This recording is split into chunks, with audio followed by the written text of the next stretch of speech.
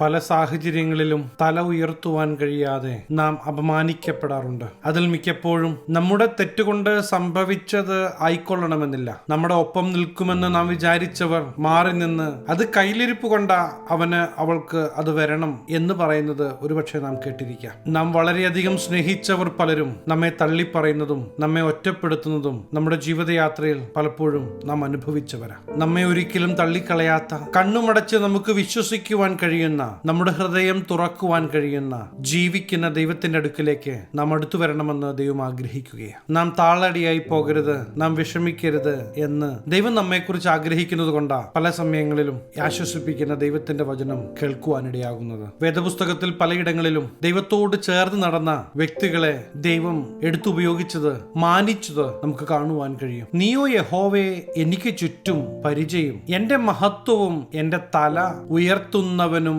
ആകുന്നു. സങ്കീർത്തനക്കാരൻ ഇപ്രകാരം പറയുന്നത് സങ്കീർത്തനം 3:3 നമുക്ക് കാണുവാൻ കഴിയും. നമുക്ക് ചുറ്റും പരിചയമായി പ്രൊട്ടക്ട് ചെയ്യുന്ന ദൈവത്തിന്റെ സാന്നിധ്യം പ്രിയ ദൈവപൈതലേ നിങ്ങൾ അനുഭവിക്കും. നമ്മുടെ ആശ്രയം മറ്റുള്ളതിൽ നിന്ന് മാറ്റി ദൈവത്തിലാകുന്നെങ്കിൽ നമുക്ക് സങ്കീർത്തനക്കാരനോട് ചേർന്ന് പറയാൻ പറ്റും, എന്റെ മഹത്വവും എന്റെ തല ഉയർത്തുന്നവനുമായ ഒരു ദൈവം ഇന്നും ജീവിക്കുന്നു എന്ന് പറയാൻ പറ്റും. ആപത്തുവേളകളിലും അപമാനിതനാകുന്ന സന്ദർഭങ്ങളിലും ദൈവം എന്നേക്കും മതിയായവനാണ് എന്ന് ഒന്നുറയ്ക്കേണ്ടത് ആവശ്യമാണ്. ദൈവം നിങ്ങളോട് കൂടെ ഉള്ളത് കൊണ്ട് നിങ്ങളെ നിന്ദിച്ചവരുടെ ഇടയിൽ തന്നെ ദൈവം നിങ്ങളെ മാനിക്കുന്നത് നിങ്ങൾ കാണുവാൻ കഴിയും. നീതിമാനെ അനുഗ്രഹിക്കുന്ന ദൈവം പരിച കൊണ്ടെന്ന പോലെ തന്റെ ദയ കൊണ്ട് അവനെ മറയ്ക്കുന്ന ദൈവം. പ്രിയ ദൈവത്തിലെ ആ ദൈവിക സംരക്ഷണം നാം അനുഭവിക്കണമെന്ന് ദൈവം ആഗ്രഹിക്കുകയാണ്. ദൈവിക സമാധാനം നാം അനുഭവിക്കണമെന്ന് ദൈവം ആഗ്രഹിക്കുകയാണ്. നിന്ദിതനാകുമ്പോ, കൂട്ടുകാർ തള്ളിക്കളയുമ്പോൾ ഭാരപ്പെടരുത്. കാരണം നിങ്ങളെ വില കൊടുത്ത് വാങ്ങിയ യേശു നിങ്ങളുടെ കൂടെയുണ്ട്. നിങ്ങളുടെ ജീവിതത്തിൽ പ്രവർത്തിക്കുവാൻ യേശുവിനെ ഒന്ന് അനുവദിക്കുന്നെങ്കിൽ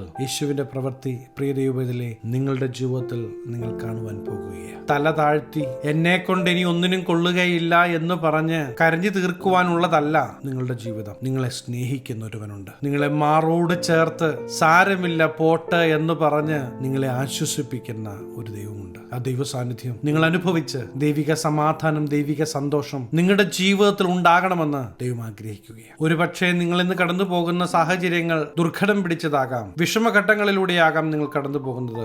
ആരോടും പറയാൻ കഴിയാത്ത നീറുന്ന വിഷയങ്ങൾ നിങ്ങളുടെ മനസ്സിന്റെ ഉള്ളിൽ ഉണ്ടാകാം. എന്നിരുന്നാലും ആരൊക്കെ ഉപേക്ഷിച്ചാലും ഉപേക്ഷിക്കാത്ത നിങ്ങളെ സ്നേഹിക്കുന്ന യേശു നിങ്ങളുടെ ചാരയുണ്ട്. നിങ്ങളതൊന്ന് മനസ്സിലാക്കുക. മറ്റു പലരും നിങ്ങളുടെ അടുക്കൽ വന്നത് ഒരുപക്ഷെ നിങ്ങളുടെ കരത്തിലുള്ളത് കണ്ടുകൊണ്ടാകാം.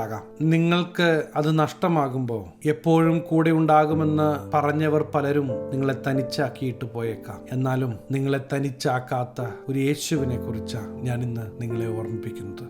ശത്രുക്കളുടെ നടുവിൽ മേശയൊരുക്കുന്ന ആ ജീവിക്കുന്ന ദൈവത്തിന്റെ പ്രവൃത്തി നിങ്ങൾ കാണുവാൻ പോകുകയാണ്. ഒത്തിരി പ്രതീക്ഷയോടെ ചെയ്ത പല കാര്യങ്ങളും റിസൾട്ട് കാണാതെ ഉപേക്ഷിക്കപ്പെടുമ്പോൾ ഇനിയൊരു സാധ്യതയും നിങ്ങളുടെ മുമ്പിൽ ഇല്ല എന്നുള്ള അവസ്ഥയിൽ ആയിരിക്കുന്നുവെങ്കിലും നിങ്ങൾ ഈ യേശുവിൽ വിശ്വസിക്കുവാൻ തയ്യാറാണെങ്കിൽ നിങ്ങളെ തള്ളിക്കളയാതെ നിങ്ങളെ ആശ്വസിപ്പിക്കുന്ന, നിങ്ങൾക്കായി കരുതുന്ന ആ ദൈവത്തിന്റെ സാന്നിധ്യം, ആ ദൈവത്തിന്റെ പ്രവൃത്തി നിങ്ങൾ തീർച്ചയായും അനുഭവിക്കും. പലവിധങ്ങളായ വിഷയങ്ങൾ കടന്നു വരാം. അവിടെയെല്ലാം നമ്മെ പുറത്തു കടത്തുവാൻ കഴിയുന്ന, നമ്മെ എക്യുപ്പ് ചെയ്യുവാൻ കഴിയുന്ന ജീവിക്കുന്ന ദൈവത്തിന്റെ പ്രവൃത്തി നാം അനുഭവിക്കണമെന്ന് ദൈവം ആഗ്രഹിക്കുകയാണ്. എന്റെ ശബ്ദം കേൾക്കുന്ന നിങ്ങളെ എനിക്ക് ഓർമ്മിപ്പിക്കുവാനുള്ളത്, നിങ്ങളുടെ തല ഉയർത്തുന്ന യേശുവിൽ നിങ്ങൾ വിശ്വസിക്കുന്നെങ്കിൽ ഇന്ന് നിങ്ങൾ ഭാരപ്പെടുന്ന വിഷയത്തെ നോക്കി ഒന്ന് ചിരിക്കണം. എന്നിട്ട് നിങ്ങൾ തന്നെ കേൾക്കത്തക്ക ശബ്ദത്തിൽ പറയണം, ഇല്ല, ഈ വിഷയമൊന്നും എന്നെ തകർക്കുകയല്ല, എന്റെ യേശു എന്റെ കൂടെയുണ്ട്, ഞാൻ പുറത്തു വരും. ഹല്ലേലൂയ. അതെ, ജീവിക്കുന്ന ദൈവത്തിന്റെ പ്രവൃത്തി നിങ്ങൾ പറഞ്ഞതുപോലെ നിങ്ങളുടെ ജീവിതത്തിൽ